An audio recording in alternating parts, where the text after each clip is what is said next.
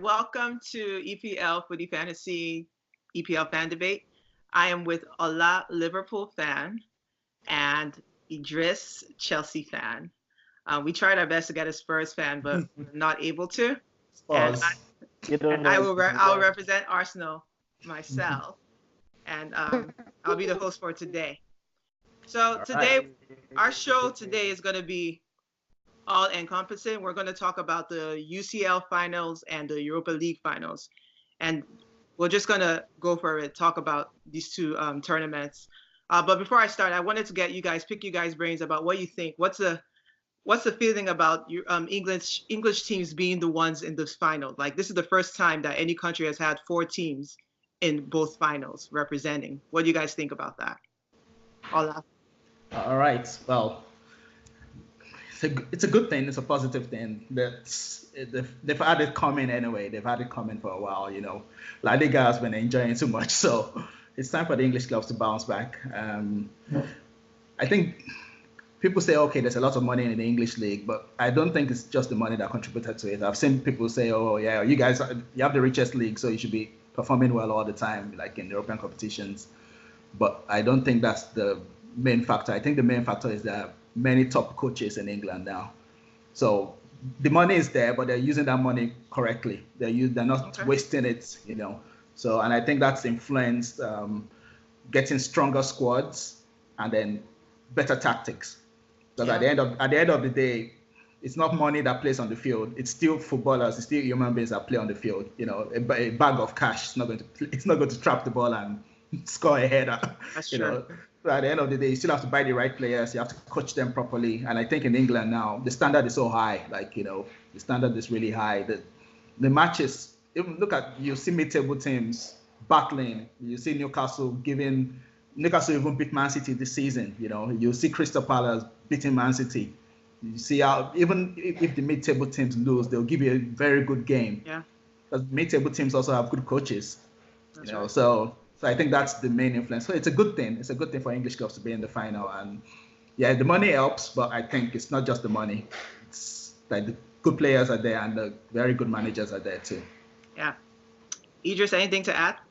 No, he's nailed it. I mean, if I'm to quote Craig Burley on ESPN, he said the same thing too as well. He had claimed like most of the philosophies of coaches, and if you look at the top top 7, really, right? Top 7, top 8. We do not have an English actual coach. When you think about it, we don't have the top 8, and we're talking about, and it just shows the philosophy of style of play. Even if we substitute Ole for Mourinho and look at what Mourinho has won and what he brought to the league, and Chelsea, who always brings a foreign kind of coach and foreign philosophies of play into the Premier League. A lot of players have adapted. A lot of coaches that were assistants to top coaches in the past have actually found a way to survive on minimal budgets. And yes, although the money does help, as Ola said, but it was spent correctly, right? And it was utilized more efficiently. I mean, didn't we just have Wolves spend 50 million, or was it what for the Wolves? Wolves, yeah. Everton. Yeah. Yeah.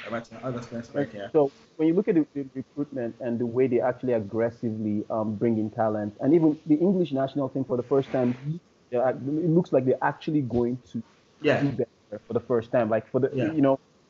It also boils down to the kind of coaching they've had at club level, and because of the influx of foreign coaches and the philosophies and the management and the football science that has really, I'm actually surprised it's taken this long to have 4 English teams in the Europa final and the Champions League final. And I actually think it boils down to the schedule. If not, we'll be seeing this almost every other year. Wow.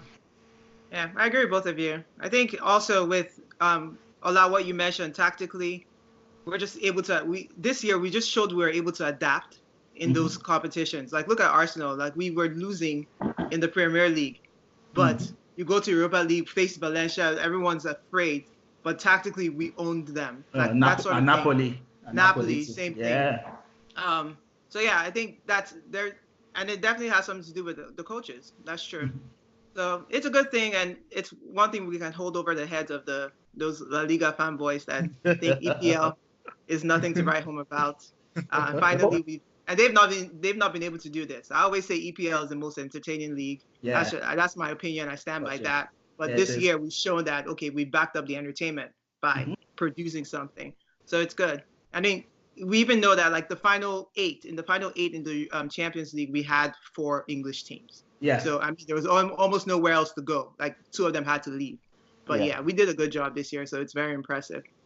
I mean, with the La Liga fanboys, what I usually just used to shut them up is if you look at the budget and the revenue stream of just the 2 giant clubs, Barca and Real Madrid, even if they were to be in the Premier League, they would actually compete.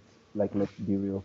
But when you look at anything from Atletico Madrid, and I really seriously think Atletico Madrid they are punching way above their weight. Yeah, they are.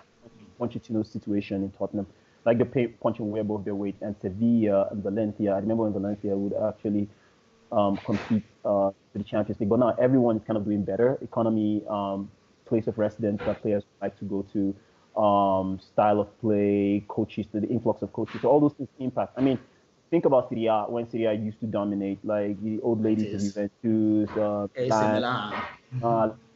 even Napoli and Lazio.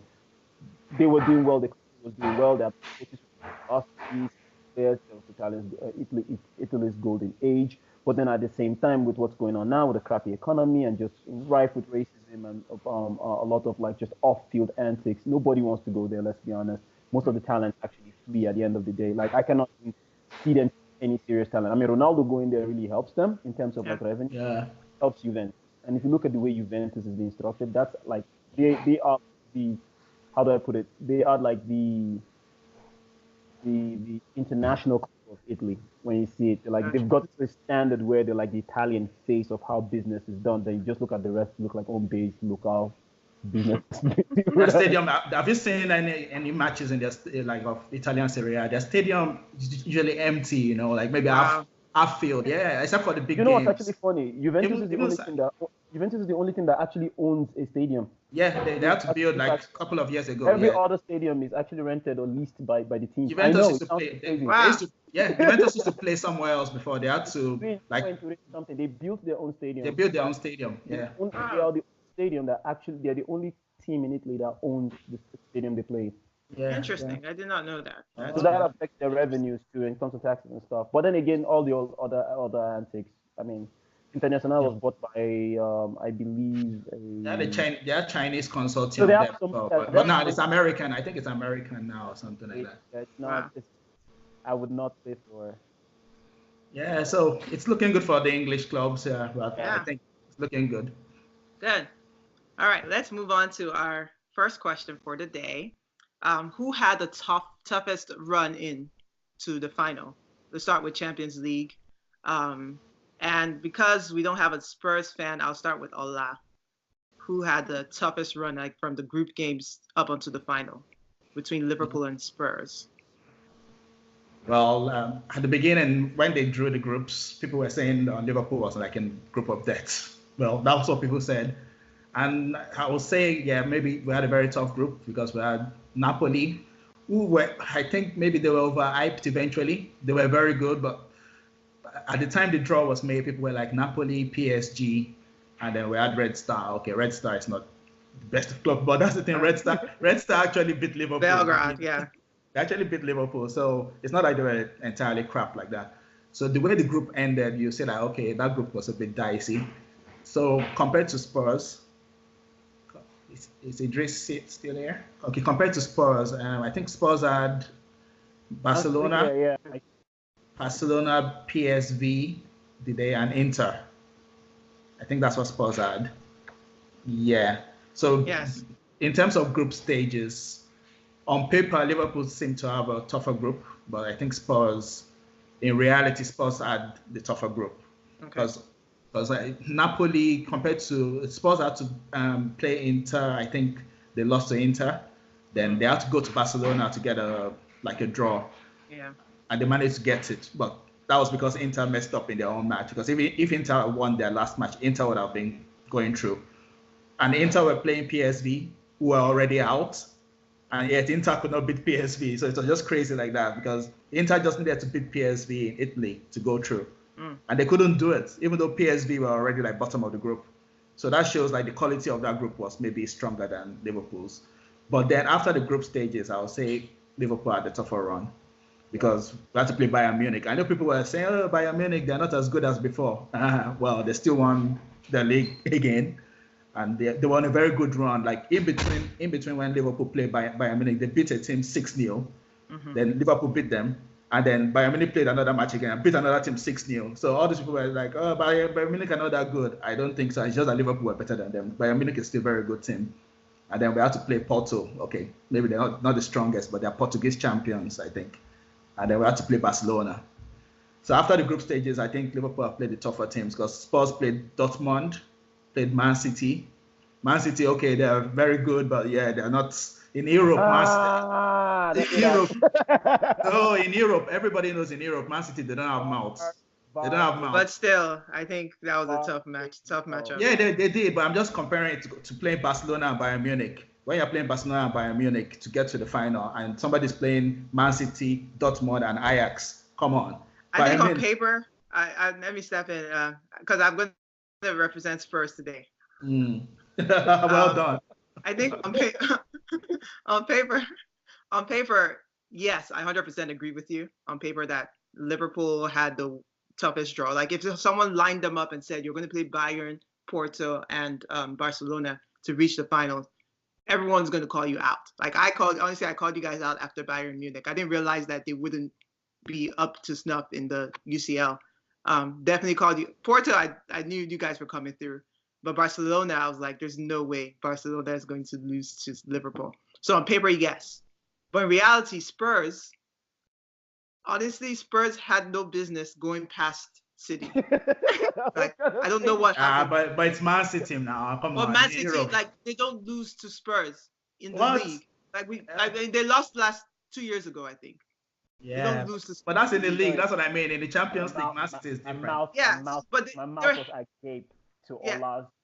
I know they're assumption that they should have the gravitas of like I will beat Man City where, who, how. And let me tell you, I'll raise my hand up as someone that said Liverpool would beat City last year. I just saw things differently last year. That was easy to call. I knew Liverpool would beat City, but I didn't expect City to lose to Tottenham this year. No, because they were the favorites. To me, they were the favorites. Right? I thought they were the favorites, neck and neck with Barcelona. Because they haven't lost really. They lost a few matches in the Premier League, but they were convincingly beating people, and they could always score goals. So I don't know what happened, except for that handball. The other claim is not handball, and I really, really believe Spurs should have been going home that day, but it didn't happen. If I may chime in, I would say as a fellow Londoner club supporter, as I'm pretty sure EeJay and I hate Spurs, you were just going to help them. Yeah, I would say you're right, Ola, in the sense that like after the group stage, it looked like on paper, as EeJay said, on paper, Liverpool had the hardest run. I mean, the 4-0 comeback, I can't fathom it. I mean, I'm still processing it, like, you know. With Spurs, though, we need to remember what Spurs is. We cannot, just because Pochettino is literally, again, I said this when one of the last podcasts when EeJay was, I said, Pochettino is the guy that uses a Booker budget to make 6-star or Michelin star restaurants like menu, like food and stuff. Like this guy's produced, even if they lose, in my opinion, if they lose the Champions League, it's a successful season. I like, in my opinion, like these guys have not really bought anything in the last 5 years. You know, we can point. Not 5 years. They bought Mora recently. Mora, then what? What did they? Lorente came in the last 2 years. I mean, Lorente, for God's sake, they plucked him from. It's like say Fernando Torres came to life at Chelsea. Like, you understand what I'm saying? Fernando Torres has never had like more than 10 goals in his entire career. I had to go back to his stats and realize why did we spend this kind of. I said Torres, sorry, Morata. I'm sorry. Morata came to Chelsea, not Torres. I'm sorry. They just had the same PTSD. Sorry, it was PTSD. Same problem. Both of them have the same technical deficiencies. But I'm saying it's saying like you bought Morata and Morata banked the amount of goals Aguero or like 20, 30 goals a season. We'll be like, man, that was a buy because he was a Real Madrid. But he really never, on his resume, he's never really done anything. You understand what I'm trying to say? So with Poch, they'll run to the Champions League. They were really punching above their weight. You can say Borussia Dortmund is on paper not as big as Bayern Munich. You can say Man City, they were supposed, because the Premier League team, they were supposed to beat Man City, but nah, man. No, I'm not saying they're supposed to beat Man City. I'm not saying they're supposed to. I'm saying compare the pedigree of the teams Liverpool played. Liverpool played Bayern Munich, who are 5-time champions. Liverpool played Barcelona, who are 5-time champions. Liverpool played Porto. Yeah. Porto are 2-time champions of the European Champions League. Spurs played Man City. Dortmund have not won the Champions. Okay, they won the Champions League once. They played Man City, 0 Champions League. They played Ajax. Okay, Ajax, they have like pedigree. But this Ajax team is very young, you know, they're very inexperienced. Fair enough. I'm not taking anything away from Spurs. I'm just saying, compared to the pedigree of the teams Liverpool played in the knockout stage. Now, Spurs, I was saying this to Ayo, I think maybe in the previous podcast. Now, Pochettino, for me, very good manager. But all this, he didn't spend money. Sometimes spending money is not always the solution, you know. Sometimes that squad. Chelsea will tell you that. That's the Spurs squad, The Spurs squad has been assembled over time. Okay, if you say spend money, who was he going to buy that is better than Harry Kane? Who was he going to buy that is better than Son, who can play that forward role? He will buy anybody better he will buy anybody better than Son. I can tell you. He will buy anybody better than Dele Alli. Son is better than Wanyama. He will buy But that's the thing. These guys are like diamond in the rough. You found them. You didn't really see a ready-made thing. Like, who can I use as let me use Arsenal, for example. You see that kid Guendouzi, right? If that boy goes out and does the unthinkable next season, which I think is going to have a breakout year next year. I think he's going to really have a breakout year next year. EeJay, do you agree with that? Sorry. I think in 2 years. 2 years, okay, 2 years. I think it's like, you know, the talent is there. All of us are going to be like, I don't see it. Yeah. Really? Oh if it doesn't happen in 2 years, it's not going to happen. It's not going to happen. He'll be 20 this year. You know, everybody all said, over the place. Everybody said the exact same thing about Ruben Loftus-Cheek. Everybody said the exact same thing about Ruben Loftus-Cheek. Oh, no, that one had talent. Everybody said the exact same about Victor Moses. In fact, I will use Victor Moses as the example. I, as a Nigerian, we trashed this guy. Oh, Moses, you're just a forehand. Oh, Moses, can you just represent us? Moses under Conte. My God. Like my God. Bring back. Now, now we will trade back. So I don't know, man. I don't know. Like all these other players, if we're going to like match players for players and looking at what Liverpool had or what Tottenham is, and the fact that Pochettino never really signed the player, I think we're really doing it an injustice because the way they find these players, like, it's unreal. I don't know. I mean, half that squad was in Southampton or something. No, not really. That's Liverpool. Liverpool, yeah. Liverpool are the ones that buy Southampton people. The only people that came from Southampton is Alderweireld and Wanyama, I think. Wanyama and Alderweireld, yeah. Yeah, the other folks are bought. I'm not sure where Dele Alli came from. Honestly, they just showed up. Like Ali was from league. I think it was from Championship. MK Dons or something. Okay. Yeah. No, but he has done a great job. Look, don't get me wrong. I'm just saying that when people say, "Oh, they didn't spend money," that squad for me is deep. Because if you look at most of their positions, okay, left back, they have 2 international players, Danny Rose and Ben Davies. Ben Davies is left back for Wales. Right back, they have Kieran Trippier, who is right back for England. And they had Serge Aurier. Aurier plays for France occasionally. It's not bad. I thought he played for Ivory Coast. Serge Aurier. Oh, yeah, sorry. Ivory Coast. He played for Ivory Coast, but he came from PSG, I think. Yeah. This was somebody who was playing very well. Centre back, they have Alderweireld, they have Tongan, they have Davinson Sanchez, they have one other person that I can't remember now. Midfield, Wanyama, Musa Sissoko, Wanyama, Eriksen. They have Eric Dyer. They have depth. They have good players. I feel like these guys came to life under this coach, and I feel like if they had gone to other teams, they wouldn't have done any better. They did. Like Harry Kane, yes, top talent. They came to life under him. Vertonghen, the defender you mentioned, yes. Danny Rose, absolutely, I'm with you. The other guys, like if Dele Alli's ascent to the level he is right now. He brought them up. Like who would have scouted? But that's my point. That's my point. That he brought them up to such a high level. Like replacing them necessarily won't be easy unless he's going to spend like 100 million, which Yeah. Oh yeah, bro. The credit card better be deep. yeah, that's the thing. So that's what I'm saying. That look, these players, he has brought them to such a high level. Like he doesn't. He's that kind of manager that'll be like, why should I go and spend 20 million on somebody who is not as good as Dele Alli? Give me maybe 100 million to buy maybe give me Tony an Cruz.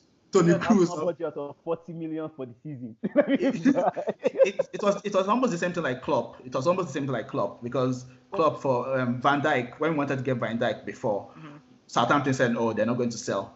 Klopp said, okay, he's not going to buy any defender for like 6 months because we wanted to buy him in the summer. We couldn't buy him in the summer because Southampton were playing hardball. So Klopp said, okay, instead of going to... You guys also tapped him and you are not... Oh, yeah, of course. Now, that's why. Now. Which clubs don't tap? Like, you just want to pick up somebody's babe, like, like, for someone's child, and, they flip out.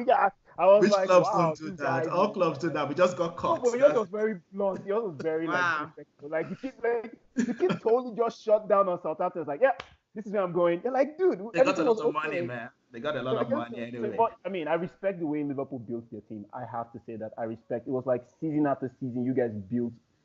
Whatever you have right now is amazing. I mean, it's kind of like if you want to build a team, in my opinion, it's a benchmark for all of us to like follow prudently too as well. So we'll see. Yeah, what was the question, EeJay? Sorry, I don't know if we sidetracked. No, we sidetracked, but I think we've answered the whole question. I think we answered the question. I don't think we agree on the answer, but no, I agree. Who would you agree with? I thought you said Liverpool, EeJay. Oh no, I think Spurs had the toughest. Let me tell you why. I'll wrap up my thoughts. I think Spurs had the toughest route because they were not the better team. I think on paper you had the tough route, but then it turns out you were the better team against Bayern. You guys, did you even lose one of the legs? No, 0-0, yeah, and 3-1, yeah. So 3-1 at their house, right? Mm-hmm. So ultimately there was no advantage for Bayern. So you are better than them. Barcelona, I would say, you edged them out. I think they beat you 3-0. They could have scored a goal. They missed some chances. So I would say probably neck and neck with Barcelona. And you were miles ahead of Porto. So on paper, it looked bad. But because you were the better team, you were able to rise above. Spurs, on paper, it didn't look too good. It didn't look bad. But for them, they were not the better team than any of those teams. Didn't really need to beat City. And should have lost to Ajax, except I was watching that game. I tell you, I was watching the game in my car. And they tell you not to drive and watch it, but I put my phone down somewhere. I was watching it. I was like, I'm counting down the minutes. I was like one of those people in the bar that's counting down the seconds. Ajax, Spurs. I'm like, okay, what's going on? Next thing I see one long ball come, and then the ball hits, I think it hit Dele Alli. Llorente. Dele Alli, yeah. And next thing it hits Lucas Moura. And I didn't know the ball went in. I think I stopped breathing because I was like, did this ball go in? Like, if you look at the goal, it was like in the corner. I was like, oh, it's out. And next thing they're like, it's a goal. I'm like, what in the world happened? So, yeah, that was unbelievable. And there's like a little bit, I think Ayo said it elsewhere. There's a little bit of luck that's happening with Spurs that happened at every point, really, or at least the last two games. It was kind of like a turning point for them. Like, this would happen, and right after this would happen, and that was it. Like, they were out. Like, if they did not score that goal, even the time was even running down. Like, they had 3 more. I gave them, I was like 30 seconds, but no, it's 3 seconds left. They should not have scored. Yeah, last kick, man. Yeah, so to me, they were not really, I mean, Ajax kind of capitulated at the end, sure. Yeah. But Ajax was owning them. First game, they owned them in their house. They thought they were done in their own house. Like, they beat them at Spurs. They thought they were done in Netherlands, and it didn't work out. So I think they're punching above their weights. I think they're lucky to be there, and I think they because of that, that's why I would give them the toughest road to the finals. But yeah. Okay. All right. Cool. Let's move on to the next question. Oh, we just talked about Champions League. Let's talk about Europa League. Oh wow. Please. We have to go back. I'm so excited. I'm so excited for this. Okay. So Idris, what do you think? Who had the toughest road to the finals? Arsenal or Chelsea? And your answer better be, there's only one right answer to this question. There's only one right answer. Arsenal had like the toughest. We have to be like, who is the team that's struggling with? Because Arsenal, they didn't really make any purchases over the season. I mean, we say a couple, but let's be honest, like it wasn't like they went in and splashed money, Right. changed coach. They didn't not a lot of time to do a lot of season and all that kind of stuff. I mean, they did what they did. It's Arsenal. We were just expecting them to finish top four, compete, Emery getting to understand the Premier League, as well as just getting to compete in Europa Cup. To get to the final, in my opinion, I'm actually impressed that they did, because to them, I don't even think they were taking it seriously at one point in time. It was when they was like, oh, actually, it looks like we have a path to this thing, But Chelsea, it was like, no disrespect to Arsenal. I mean, the golden age of Arsenal, Wenger, what he's done. We were supposed to win this league, period. There was no excuse for Sarri making a hash of everything. And I know you guys are going to he started again, he's going to rant about Sarri. I'm afraid. Go ahead. We indulge you. There was no, thank you very much. I didn't want to indulge me, but I'll give it to you. I'm timing you though. There was no reason for us to make a hash of what we had. There was no reason for us to make a hash of the top four. In as much as, yes, we can totally say, if you look at Sarri's Chelsea season at the end of the day, top four, Europa League final, it's really not a bad season. It's, in fact, not a bad season. It's actually a very good season. And that's also, we could have won. We could have beaten Man City, honestly, in the Carabao Cup. Yeah. Right? Yes. So, it was it's actually a good season. It's just the way we got there that I feel like we just labored unnecessarily. We create our own problems. You understand? For no reason. And I don't know what to say about it other than for Chelsea, the expectation was to get to the finals and win it and finish top four. We have the talent, we have the experience. For Arsenal, it was way more harder, in my opinion. Yeah, I mean, I agree with that. I think even the teams we played, honestly, I don't know any of the teams you played. I don't remember them. Yeah, we did why teams as icons. We were even the last team that we barely made it past. I had to go look up their run. Who are these? What country are they from? What country are they from? Then we the last German team that played. That's even out on Frankfurt.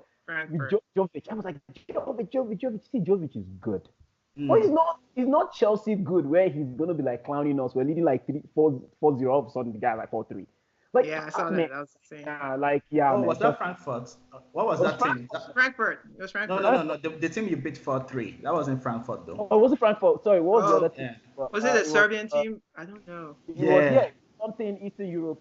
We know how to create. I can't remember the name. We just know how to create them. And when you watch Chelsea's game, maybe from the outside, you guys are like, you guys got this, because you see it from the outside. We follow them in out, we follow the gossips and everything.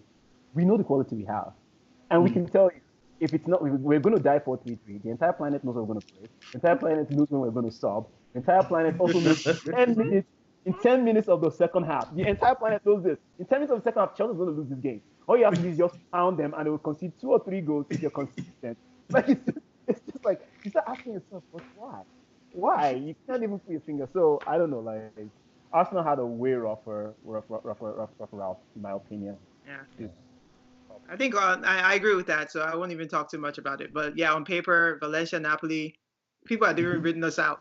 And then when we played Rennes. So how do you pronounce it? Rennes. Rennes. We played them and we lost the first leg, I think. So everyone already wrote us out of that too. But we rallied behind and got. And I keep saying, Emery. Yes, I said in a different podcast that Emery had 2 targets this season. As far as my personal targets for him anyway was Europa League or top 4, and no trophy. Or top 4. Yeah, right. Europa League or top 4. So he had to pick. And obviously, I wish we were like Chelsea, that we had either option. And boom. You must win. Now we absolutely have to win. You have to. But Chelsea, because to me, it was not fair to you guys. No. I looked at the squad. I looked at the fact that the next coach do have big shoes to fill in terms of to leave it. We can laugh and be like, Wenger, make all the fun we want to. What that guy did. Yeah. I mean, Sir Alex just proved to us that, be careful what you wish for. Even me screaming Sarri out and everything. Yes, I know. Everybody's careful what you wish for. But I always know our board and Chelsea will back up. Right? With Sir Alex actually won several leagues with a very shaky, mediocre looking team. We just don't know that Sir Alex. Yeah, it's because of him. Yeah, he's brilliant. And Wenger, for God's sake, top 4 for how many years? While they built the stadium and they were barely, they were having players that we would hear they signed during transfer, and we have to go and Google the player. Yeah, Like, Jamal, Giroud. Like I'm just naming people. Sylvester. Like just random people that you know. And we're making it happen. So yeah, like I got to say, like I think Emre, but Emre also has won 4 trophies. 3 of this three of Europa this League. Yeah. He had a three-peat. I didn't realize it was back to back to back. Oh, it was back to back to back. Yeah. Yeah. Yeah. Yeah. Yeah. And I can remember somebody actually. We suffered one of the back to back from him, Liverpool. Oh, that's true. In the final. So, to me, he's the winner, and I do believe the Europa final is doable for Arsenal. I really seriously do. So let's segue into that question. So the next question, and I'll go back to Champions League. So we're still in the Europa League now. So who's the favorites? Who are the favorites, or who is the favorite for Europa League final? My opinion, Arsenal. So you say Arsenal. Yes. I think Arsenal too. And that's because, like you guys have just said, like we just said, the Emery. I call Emery a specialist. The way they call Wenger a specialist in failure. God punish Mourinho. I call Emery a specialist in Europa League, and that's and I don't know if he can do more than that. I think that'll be my own personal fear, just as an Arsenal fan. Can you survive in a different, like in a higher level competition? I don't know. But we played Chelsea twice this season. I feel like the first game we should have won that, but we didn't. But it was you guys won us actually, beat us actually. 3-2. Yeah. And then the second game was we beat you 2-0 at home. So this is almost like a tiebreak, and it's on neutral ground. It's perfect. So we'll see what happens. Well, I think Chelsea should be favorite. Sorry to cut in. I think Chelsea have the better defense. And Chelsea have the better midfield. Bro. That's it. Chelsea have the better defense and Chelsea have the better midfield. Arsenal have the better attack, obviously. Aubameyang and Lacazette. But I think us not having Ramsey hurts us a bit because we'll have had a good presence in the midfield. So when we play you guys, we'll probably go with Shaka Torreira and maybe one of those Mkhitaryan. Well, Mkhitaryan is not coming, so luckily. Well, what happened to him? Well, he has a political issue. There's a issue, between his country and where are we going, Baku or somewhere. He's not allowed to enter. Yeah, he's from Armenia, and he's not allowed to enter that country, so he can't travel. So we may use Iwobi. I mean, we really do not have Ramsey, so we're gonna play Laka and Aubameyang together for sure. We'll play Ozil probably, and then now we have to fit like 3 more people behind them. I don't think Guendouzi is going to start. I think he'll be on the bench. Sorry, Idris. What happened to Loftus-Cheek? They said Achilles. Yeah. Right. It's literally there's rumors that he might be out for about a year. But whoa. Yeah, about a year for senseless friendly for a good cause, but senseless timing of the friendly. Why I strongly believe that Arsenal's got this, and I'll explain is Kante's out. Oh, is Kante out? Kante's out. I know you guys are not paying attention to this. Like Kante's out. Odoi is out because he also ruptured his ankle. Yes, Odoi is out. I remember that. Out too. So all the people that are performing for us are out. And we have this man, the 4-3-3 that he would die there, right? And we're gonna play Willian, and Willian has regressed so much. So when you're watching William play, you're like, my God, this guy has really regressed. Like he doesn't take players on. He barely scores goals. He's a liability because if he doesn't pressure forward, right, people break too quickly at us and there's space at back. And then you have David Luiz just making irrational challenges. Again, here's the problem. But here's the thing: you expose him. Then I didn't know Kante was out. Kante was out. Loftus-Cheek is out. So now what we have is just George. I refuse to even call him Jorginho. Like George. We have George. We have George in there. Kovacic. But Kovacic is the same thing. It's not good. It's not great. The guy hasn't scored a goal in 2 years. We're better off bringing Mikel Obi back from Middlesbrough. Okay, you play back. I'm serious, man. We laughed about Mikel, but Mikel was solid for us. Like, you're bringing Mikel Obi back from, because Mikel will at least go forward. He will add to the header. He will add to defensive play. Yeah. You allow Jorginho to roam.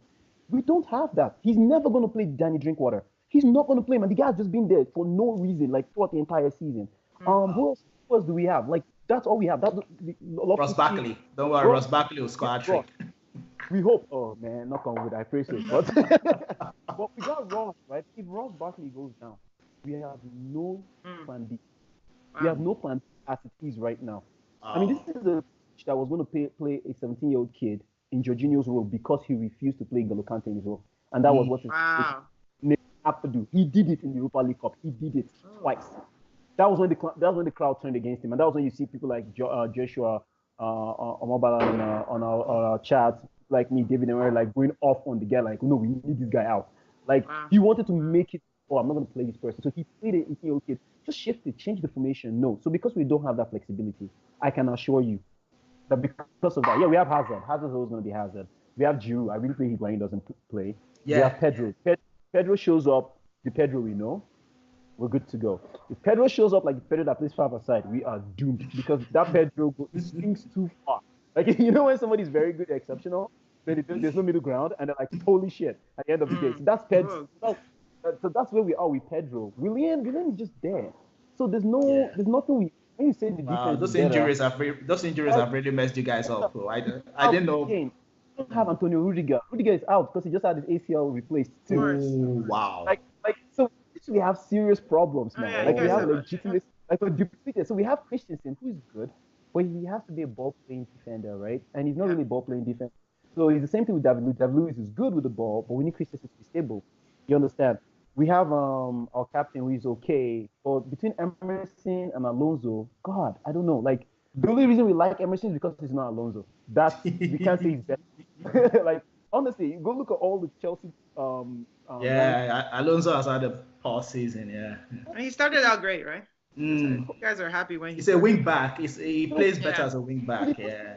Information for him. Like let me give you this: if the coach had the ball to play Aspley, David, and what's his name, Christensen in the defensive midfield, in the defense, I can assure you that we can actually attack with wing backs. You get. Okay, so back three. Back three, but we don't have that, right? What we have is a situation where it's like he's gonna play that 4-3-3, and that messes up everything. So, what do you do? Like we know he's not flexible. That's why I know Unai Emery will do what he's gonna do to at the end of the day. Like, and Unai Emery, if he does nothing else, he will adapt. And I think with the bigger teams, I just feel like he flexes his muscle against the bigger team as well as he can. He just couldn't do it against Liverpool or City. But the other teams, let's say Chelsea, Tottenham. He didn't have the talent to do so. Yes. So he has the technical know-how to coach the game. Our own guy can't even react. That's the problem.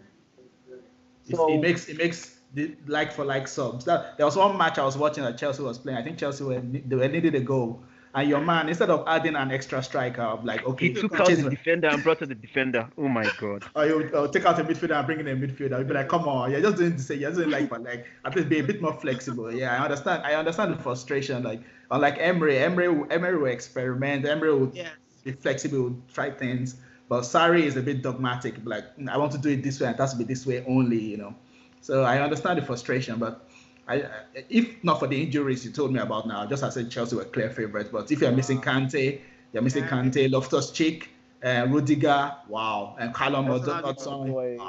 We're not missing that many. I mean, we have liabilities like Mustafi. We don't have a right back to be, we don't have a good right back. I think Maitland-Niles is doing a good job. It's just that he's very vulnerable, so he could be taken good advantage of.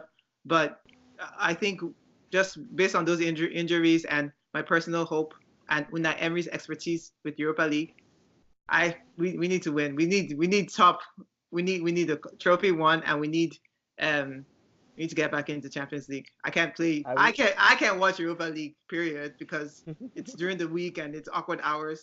So I need it to be. I used to watch TV. I can't watch games on Thursday. I can't do this anymore. I've done it for 2 years. I'm tired. So we need to win and move on. Okay, good. Let's move on to finally Champions League. So who's the favorite? So who's gonna win this? Ola. Well, I won't say it to be Spurs, so I can't say it to be Spurs. It has to be the Reds, the mighty Reds, the European champions who are 5-time champions, about to be number 6.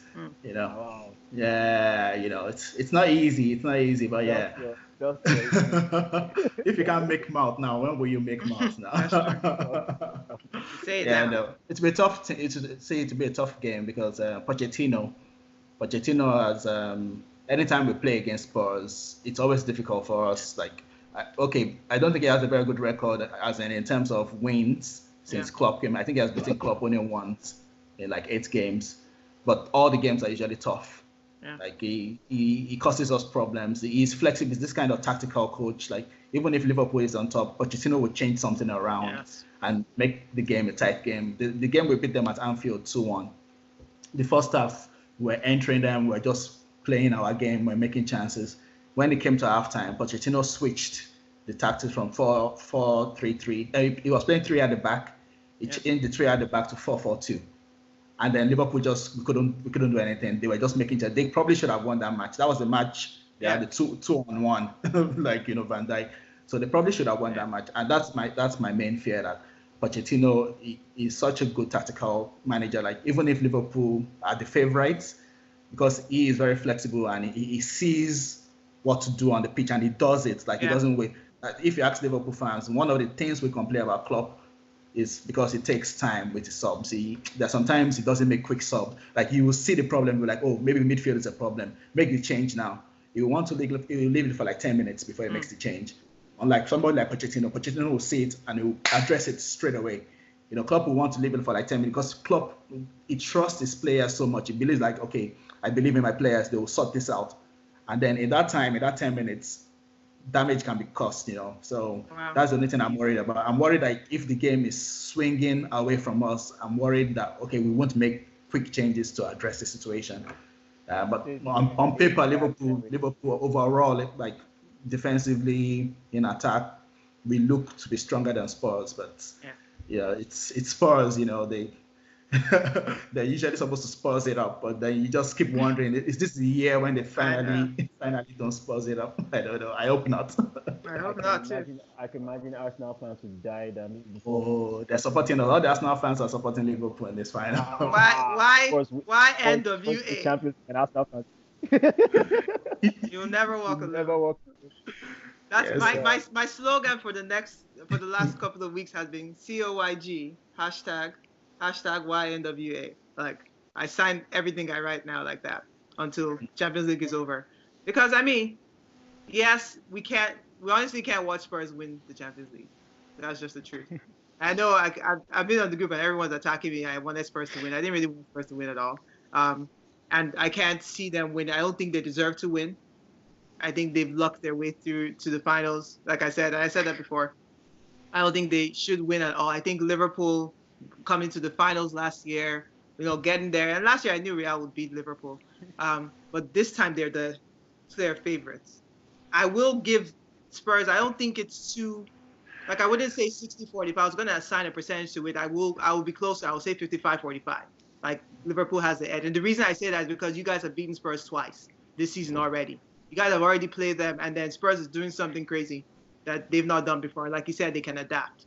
And they've seen you guys twice. Like I don't know, it's not easy to beat the same team 3 times. And it was the same answer that or the same point that they made against City, because City had to play them 3 times, and that someone was like, they're going to lose one of those games, and they only lost. City only lost one of those games, and that was enough for them to go through.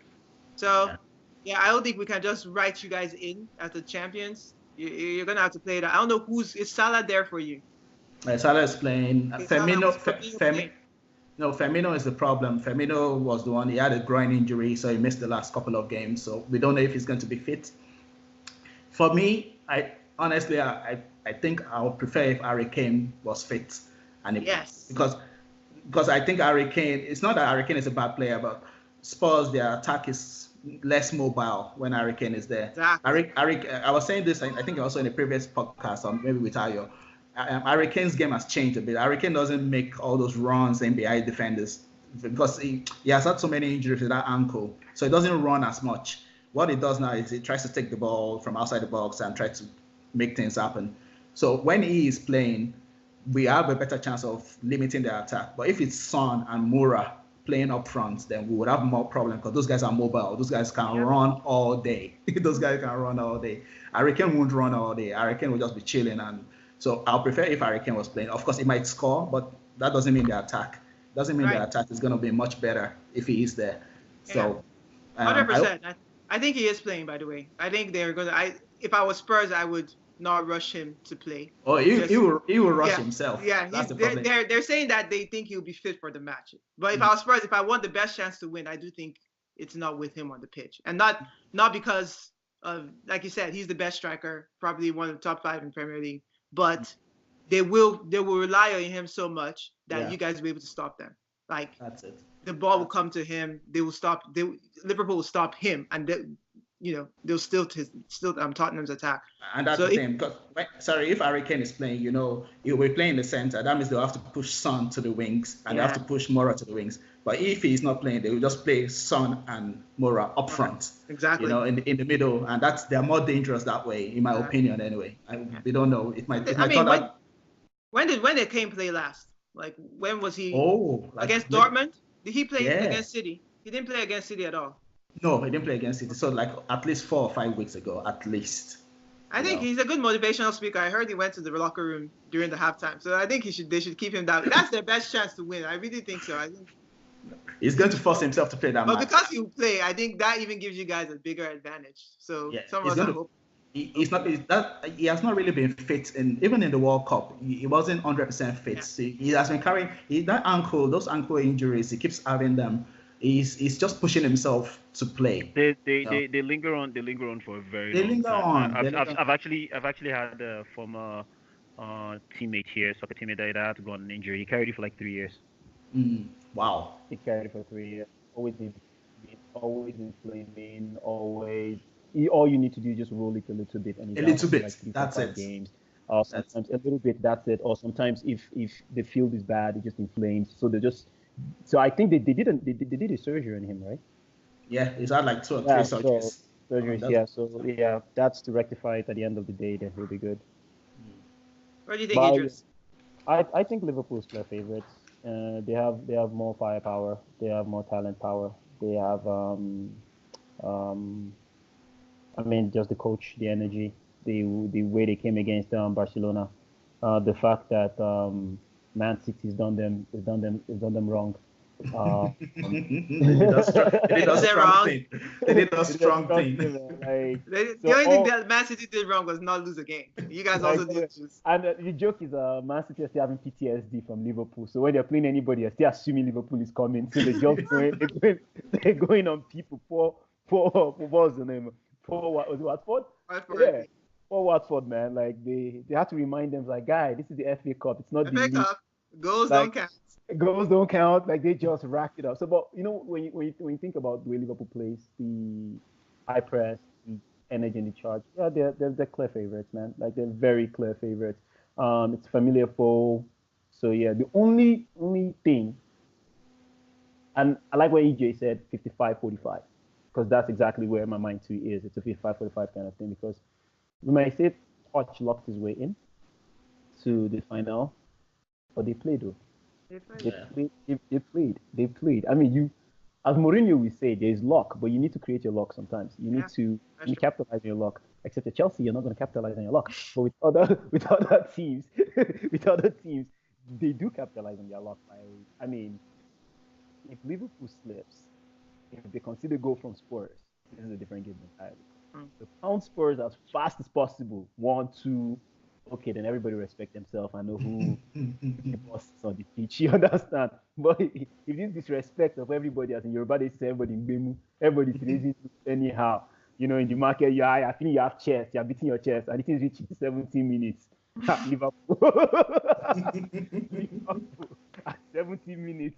I will begin to worry for you guys, man. Seriously. Wow. Yeah, like seriously. Even one goal. If you're leading Spurs 1-0 to... If you lead Spurs, in my opinion, 1-0 to 75, 70 minutes, I worry for you guys. Yeah. I significantly worry for you guys. Because that's where they turn on, man. That's where the luck kicks in, man. Because maybe one ricochet, one VAR decision, one... Yeah, man. And all of a sudden, the big boys now have to overcome this hurdle. I mean, if there's anybody who's going to overcome it, I trust Liverpool players, Liverpool spirit, Liverpool team. I mean, it's unreal what you guys can do when you get when manager. Those hugs your manager gave you guys. I know it's something. Too much. Serious, some serious motivation. That's it. All of the kind of energy that like, God, 4-0. Like, that was unbelievable. Yeah, that was the first time I clapped for Liverpool. Like I was like, no, you have to. No, I was just shocked. There's a guy that was in my office, is a Barcelona fan. Everybody here cheers for hockey teams and football teams.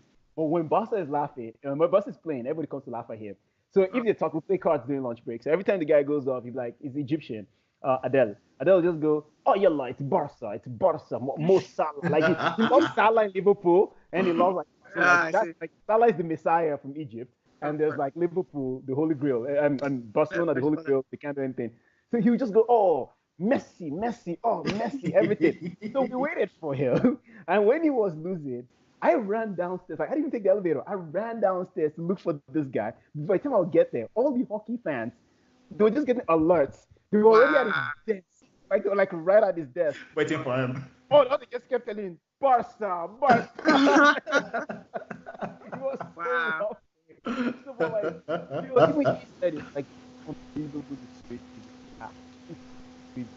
so if they can take that to Spurs, those 75 minutes, you guys get a 70 minutes, 75 minutes, and don't beat down Spurs, even if you lead 1-0, I'm not writing Spurs up to the very last second.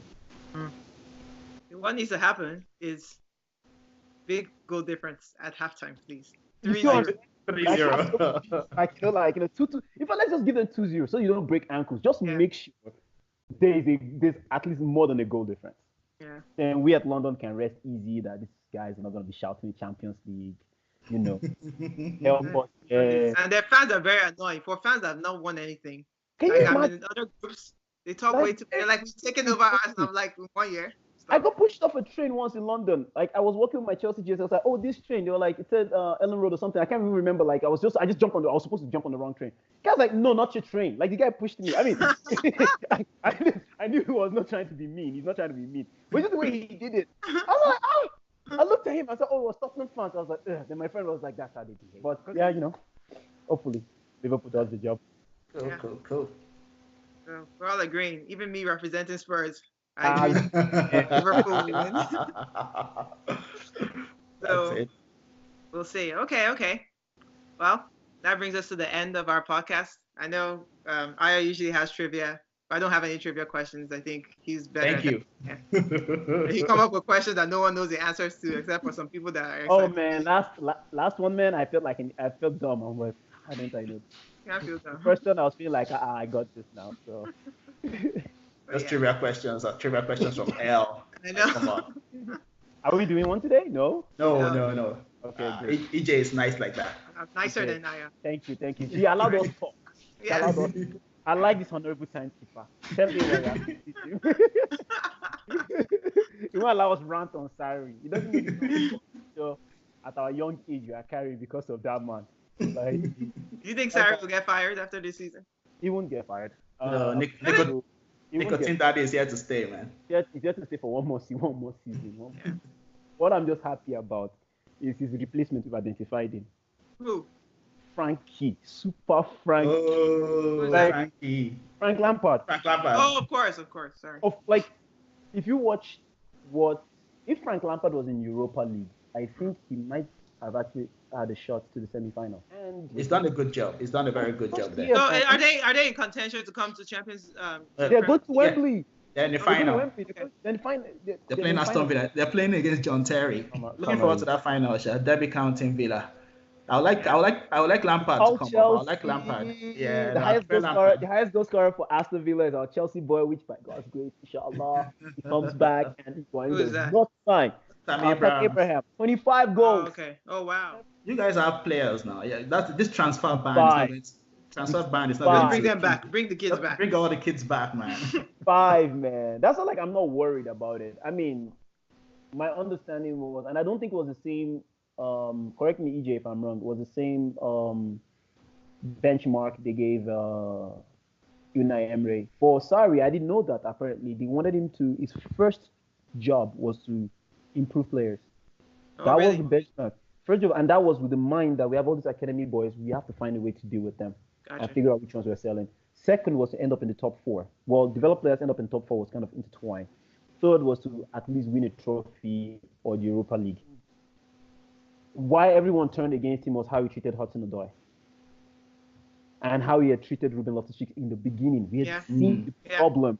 So, okay, tell us like it is back. Let us know what we're dealing with. We can deal with that. So we manage him differently, right? But when he's fit, let him play. Play him and Barkley. Stop, but he would not, if he's not keen on you or you're not a brand name, he wouldn't use you. And that's how you'll have killed Loftus-Cheek's career, killed Odoi's career. Onto Bayern Munich came calling for the kid. And the kid right? You know, the he was ready to go. Like, he was ready to go. Man, my boys, African parents are telling me, pack your bag. We are going to. There's money. There's money to be made here. You know what sad was when he started asking Rudiger about Germany. So the rumor came out like this kid is already having a chat with Rudiger, like, yo, how's Germany? Like, how's Germany? Like, because he was ready to go. And it was like, yo, so apparently the board was so mad. Yeah. They had to sit down with Sarri and threatened him. Like, he had to make top 4. He had to make sure he plays all these kids. And even so, now he's sitting pretty. Like, in my opinion, he's sitting pretty. Like, they're not going to fire him. They're not going to fire him. All right. So, well, thank you guys for joining us. We had fun discussing the Champions League and Europa League's final. So hopefully, what we want comes to pass. What I want comes to pass. So I don't know, man. Sorry, man. All right. We'll see. Just follow us on YouTube. Subscribe to our YouTube channel and follow us on Facebook, Instagram, and everything, and it'll be good. Good night. Cool. See you guys.